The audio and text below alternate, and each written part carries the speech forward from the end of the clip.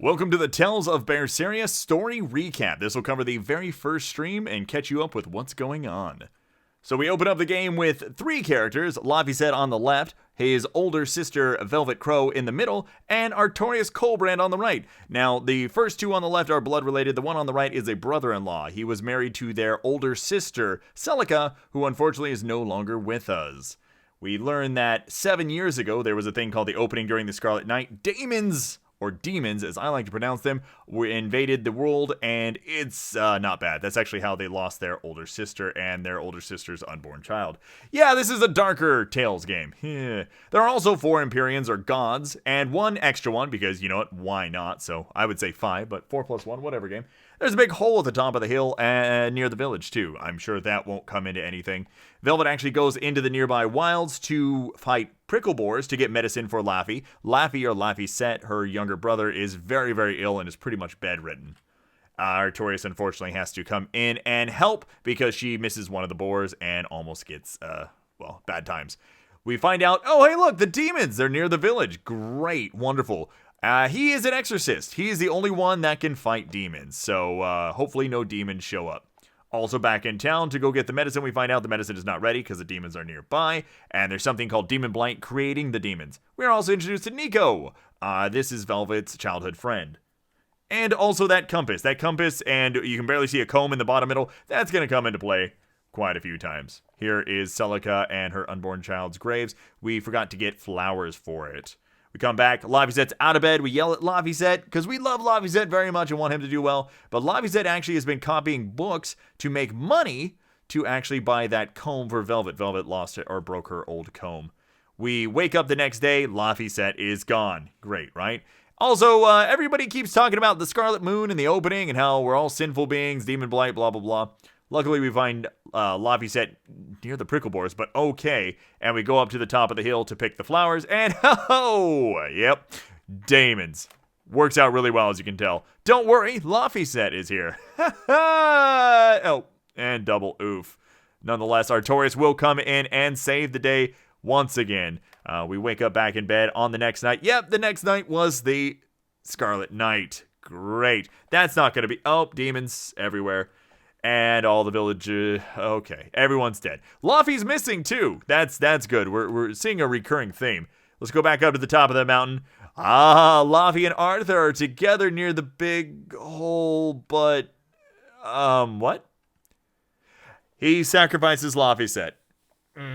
Supposedly in the Japanese versions, it's quote-unquote less censored, and he just runs him through with his sword. That looks pretty messed up, though. I don't know if that's a censor. Velvet jumps in before he falls into the hole and catches him.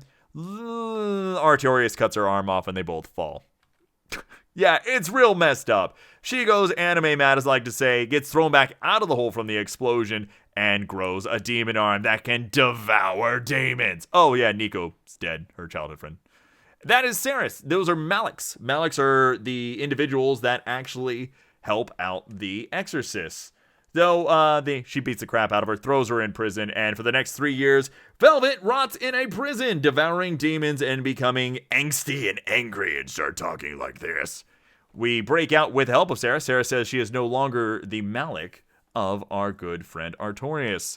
And we found this katana. We can't use it, so we leave it behind. And we're introduced to, hey, look, that's probably a party member, right? The illustrious Mazi Gigika Milodin Do Din Nolamado Magilu. She's a gigantic troll and a pain in the ass, and she's lovely. Oh, look at this guy. He looks colorful enough. I bet you he's a party member, too.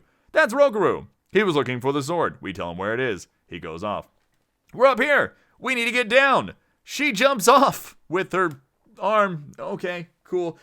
Saris can just, teleport down. And in all the angstiness, Velvet just slams her shoulder and relocates it, against the mountain because, she's a badass.